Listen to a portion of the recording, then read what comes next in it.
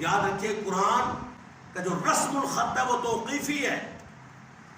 اور یہاں جو لنسف عن ہے یہ توقیفی طور پر ہے۔ خدا کی قسم سارے گرامر کے قوانین اور قاعدے ایک طرف، اور اللہ نے جو قرآن مصطفیٰ کے سینے میں نازل کیا، صحابہ نے جو لکھا وہ ایک طرف، گرامر تو بعد میں بنی۔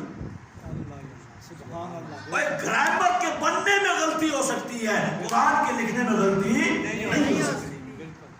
گرامر بنانے والوں نے گرامر غلط لکھ سکتے ہیں وہ، لیکن قرآن لکھنے والوں نے مصطفیٰ سے پوچھ پوچھ کے لکھا، اور مصطفیٰ نے خدا سے پوچھ پوچھ کے لکھا، لہذا غلطی کی گنجائش ہے ہی۔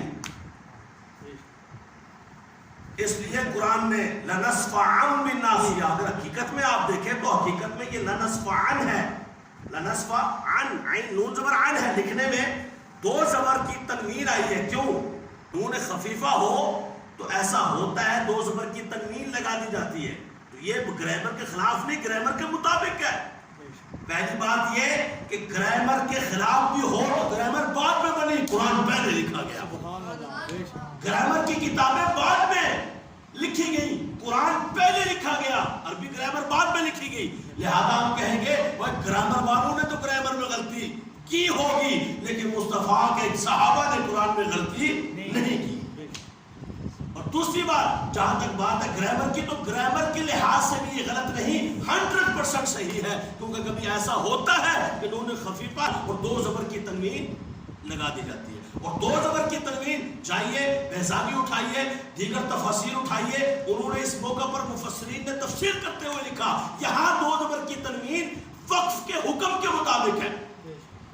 کیونکہ جب آپ وقف کریں گے تو کیا کریں گے؟ لنسف عن، یہاں لنسف عن نہیں کریں گے، لنسف عن کریں گے، وقف کے حکم کے مطابق دو زبر کی تنوین ہے، لہذا یہ گرامر کے عین مطابق ہے، گرامر کے خلاف نہیں ہے۔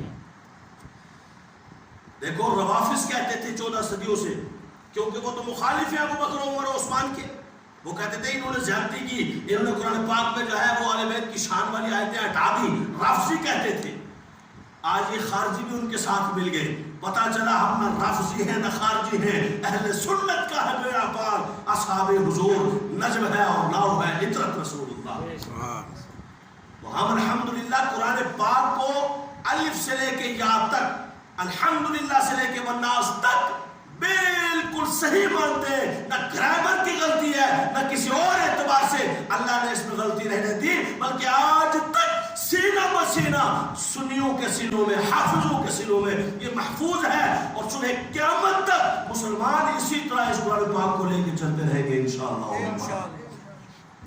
اور کوئی غلطی کی گنجائش نہیں۔ اور وہ قرآن جو چیلنج کافروں کو کرے، ان کنتم فی ریب مما نزلنا علی عبدنا فأتوا بسورۃ من مثلہ وادعوا